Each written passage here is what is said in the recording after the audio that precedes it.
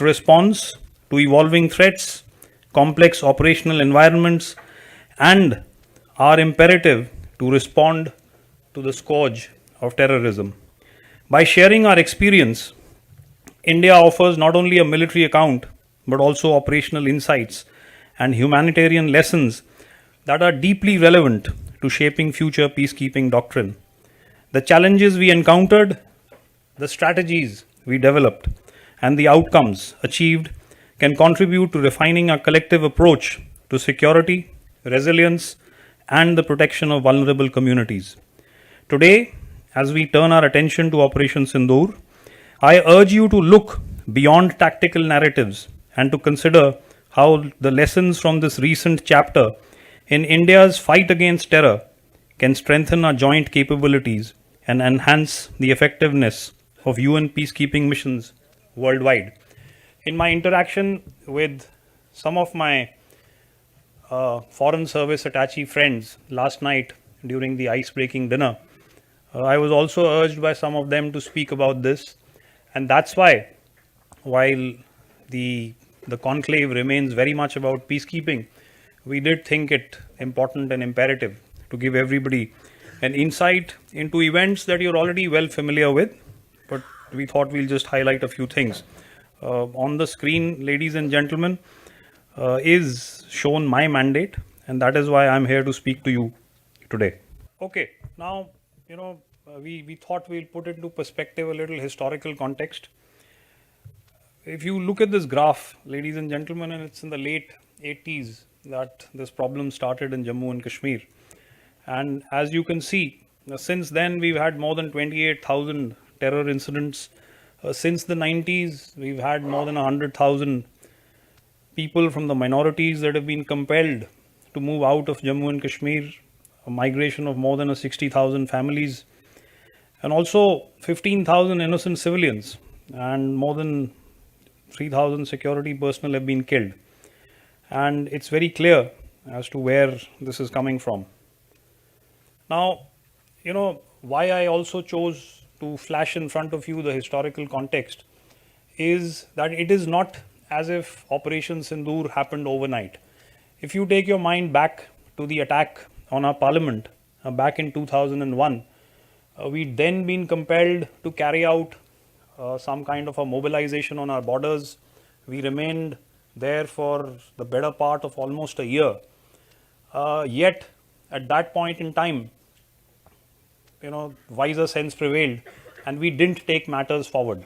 If you take your mind back to 2016, where some of our security personnel were barbarically ambushed, some of their tents set on fire, we then resorted to an action which was yet in the vicinity of the line of control. Go take your mind back to 2019, we carried out a precision strike across the line of control and then restricted it to that. But this time, it was the intensity and the magnitude of the events that took place that we were compelled into the kind of action that you are now well familiar with. So what happened in Pahalgam? And where is Pahalgam? You see the little star on the map. It is, of course, a tourist attraction, one of the most beautiful places that you can visit. And having commanded, the 15 Corps in Kashmir myself, I can testify to that it'll probably be, if some of you have seen it, for others that haven't, amongst the most beautiful places that you can go to. Approximately 7,000 feet above mean sea level and replete with exquisite meadows and valleys. 30 million tourists, ladies and gentlemen, thronged Jammu and Kashmir last year, and many of these would have had Pahalgam on their itinerary. And yet, on the 22nd of April, terror came calling. And how? Sponsored terrorists from across the line of control killed 26 innocent tourists, singled them out, identified them, asked for the community that they came from, and shot them in cold blood in front of their families and loved ones. There were immediate claimers. This was glory, but yet when the Kashmir Resistance Front that claimed the attack initially realized that possibly matters had gone beyond their control, immediately later withdrew. And that, of course, follows a pattern. It set into motion a process. Everybody knew that a response was inevitable. But we took our time, ladies and gentlemen. The Chief of Army Staff has probably alluded to this in some of his exchanges with the media, that there was complete flexibility for the armed forces to carry out and prosecute the actions that followed. So between the 22nd of April and the night of the 6th and 7th of May, the actions that you see on your screen were evolving and unfolding. So we were appreciating enemy courses of action. We were prioritizing our targets. And I'll just speak in a moment about that. We carried out certain precautionary deployment on our borders to make sure that the enemy was deterred. And of course, there was a lot of inter-service government departments and agencies that were coordinating amongst themselves. The final selection of targets was carried out from a large number of targets that we kind of scrutinized. And of course, while all this was happening, there was a very harmonized and proactive information warfare campaign that was also unfolding. So when I speak about the targets, you can see 9 dots on the map in front of you. The ones in red are the ones that were engaged finally in the early hours of 7th of May by the Indian Army with its vectors, and the 2 in blue were engaged by the Indian Air Force.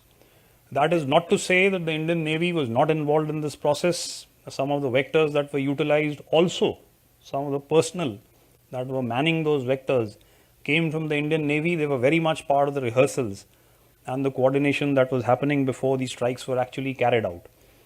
So it's very safe and very correct to say that it was very much a tri-service operation. And the strikes were precise to make sure that there was no collateral damage.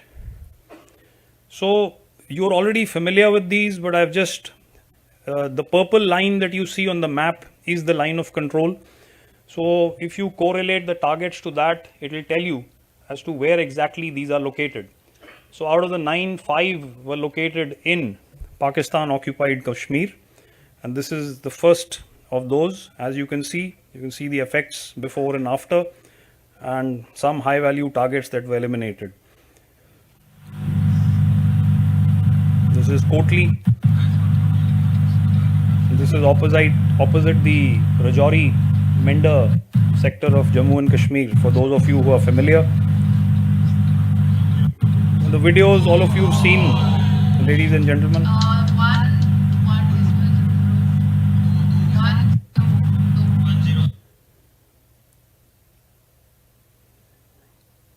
Again, near Kotli.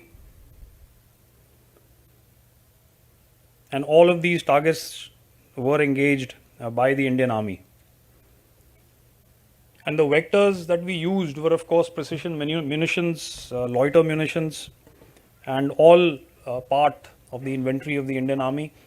Some weapons were indigenous, and some, of course, that we had from earlier times were ex-import. This is Bhimber. You can see the location on the map.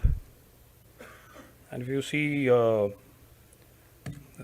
video here, you can see the mortar bomb coming out of the RPV.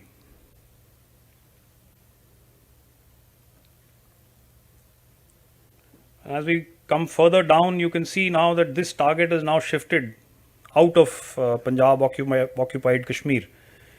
And why I decided to show it to you on the map like this is because this was unprecedented. When I spoke about the historical context, ladies and gentlemen, every time we've been hit by terror, we've tried to be different. And therefore our actions have been different from those that we've carried out hitherto on previous occasions. And it was again different this time. And so we went into the heartland of Pakistan, and I think that's why we achieved the surprise that we did.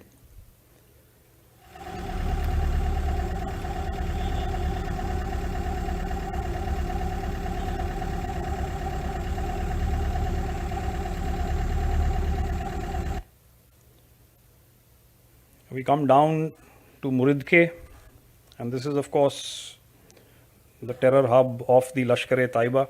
That's the Indian Air Force strike you can see on the screen right on top. And of course, the before and after pictures, some high value targets that we neutralized.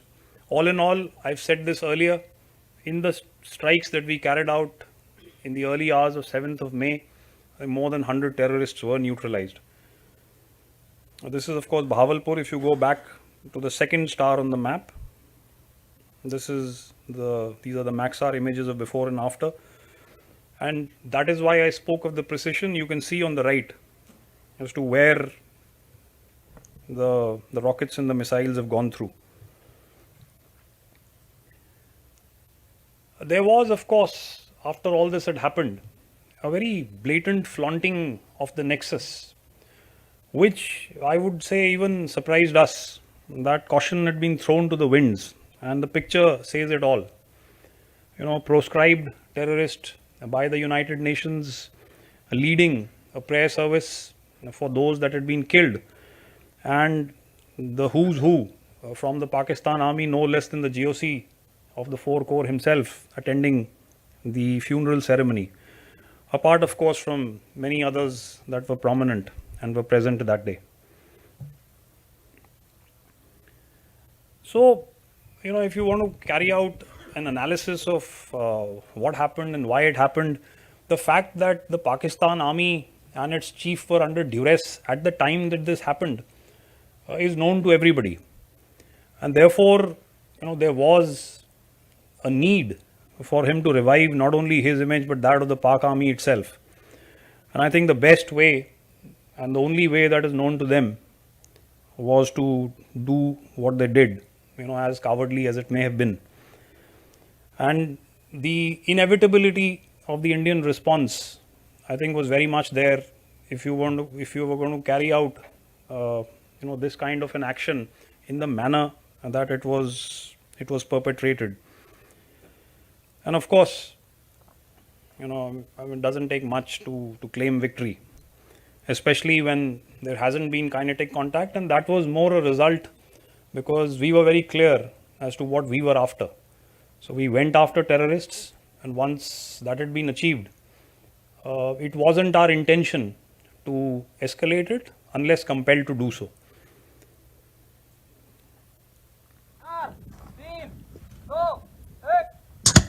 So there was also cross-border firing by Pakistan immediately once the terror targets were engaged. You can see the number of ceasefire violations on the top, and this carried on for a while. And at that point in time, if you recollect my media interaction, I'd said about 35 to 40 is what our estimate was. But the Pakistanis, possibly unwittingly, let out their awards list. I think last month it was on the 14th of August, and the number of posthumous awards that they awarded suggests to us now that their casualties on the line of control were also in excess of 100. We, of course, responded to these. You can see some of the actions that were carried out on the line of control, and we were, of course, prepared for this. Often in a lot of exchanges on the media that I've seen some people suggest that we were after terror targets and therefore we were not prepared for the eventualities that would follow. I think that's very naive, and it's almost churlish to suggest that a professional army such as the Indian Army would go into this kind of an action not preparing for the contingencies. We had war-gamed 4 to 5 steps ahead, and we knew that the Pakistanis were going to do this. So we went and hit them on the second layer, which is not something that they expected on the line of control, and that's why they had the number of casualties that they did. Okay, so the drones came, and that was especially large numbers even after the 2 DGMOs had spoken. And I think it's only congenital and in the vein of the enemy that we have to go back on their word. And the drones came after the 2 DGMOs had spoken, and there was some kind of an understanding to cease hostilities. You saw some of those engagements, and you can see that, retaliation, rockets, drones, I think everything was a dismal failure. And I think in large part to the very strong integrated air defense that we could put up.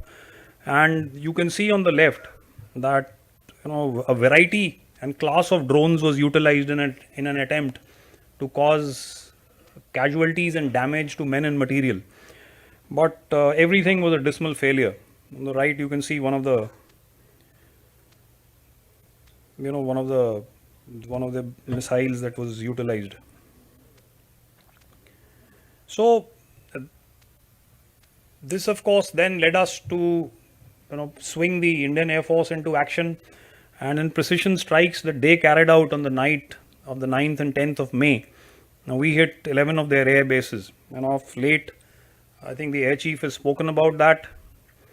If you see, 8 air bases, 3 hangars, and 4 radars were damaged. Pakistani air assets were destroyed on the ground. So we know for sure that one C-130 class of aircraft and one AEW, 4 to 5 fighter jets, and of course there were assets that were also destroyed in air. And we now know that the world's longest ever ground-to-air kill at 300 kilometers plus, and 5, of course, high-tech fighters. I think the impunity with which these attacks were carried out is what is significant. The Indian Navy was also very much in action, ladies and gentlemen, and this is possibly a fact that is not so well known, but the Navy had sailed into the Arabian Sea, and when the DGMO spoke, they were very well poised, and had the enemy decided to take it any further, it could have been catastrophic for them, not only from the sea, but from other dimensions as well. The perpetrators of the attack at Pahalgam, and the Indian Army will chase them to the depths of hell, and we did. It took us 96 days, but we did not let them rest. And finally, ladies and gentlemen, when these 3 were found and terminated clinically, it seemed as if they were exhausted of running, and they also seemed very malnourished. So we kept them relentlessly under pressure. It also suggests to you as to how difficult counter-terrorist operations can be in a place like Jammu and Kashmir. Often people can turn around and tell you that where have they vanished? But it is sometimes like searching for a needle in a haystack. And while it may seem very simple to the non-discerning and those that are not initiated, but these things take time. Generating intelligence can take a while. But as you can see, and the Home Minister spoken about this in the Indian Parliament, they were eliminated and justice was yet again served. There has been a doctrinal shift in our strategy against terror. Our Prime Minister has spoken about it, and these are the 3 things he said: that terror attacks are an act of war, and therefore there will be decisive retaliation. We will not succumb to nuclear blackmail, and there is no distinction between terrorists and their sponsors. So if I was to just encapsulate this whole operation, 88 hours is what it took for the enemy to come and ask for a cessation of hostilities. You're well aware of that. For that call to be made by my counterpart then. We achieved our politico-military aims. We hit 9 targets across the breadth of Pakistan. This is, of course, a maturing of India's doctrine beyond the binaries of peace and war. You will see, as you did this time, a measured compellence from us. And of course, this was a fusion of military precision, diplomatic agility, informational superiority, and economic leverage. I'm speaking about the Indus Water Treaty of 1960 being put into abeyance the moment the terror attack was perpetrated at Pahalgam. So if I was also to then put this into now those 4 domains, and you can see, I'll just request you to read through this. I've already spoken about most of this. As far as our military actions were concerned, ladies and gentlemen, they were targeted, controlled, non escalatory, and we openly acknowledged them to maintain our credibility. We also made sure that we put into place critical and significant conventional measures to apply pressure.